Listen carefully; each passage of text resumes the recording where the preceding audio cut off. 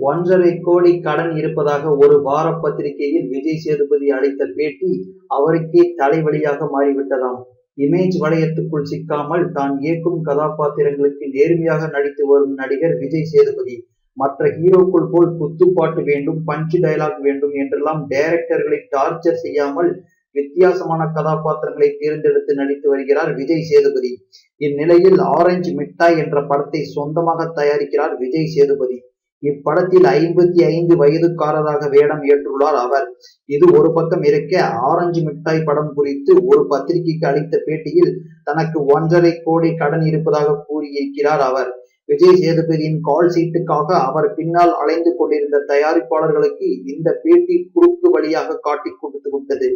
விஜய் சேதுபதியை தொடர்பு கொண்ட சிலர் அட்வான்ஸ் பேமெண்டாக 1,50,00,000 தருகிறோம், அதை வைத்து உங்கள் கடனை அடைத்து விடுங்கள் என்று அக்கறையாய் சொன்னதோடு அடுத்த படத்தின் டேட் எங்களுக்கு கொடுத்து விடுங்கள் என்று கேட்கிறார்களாம்.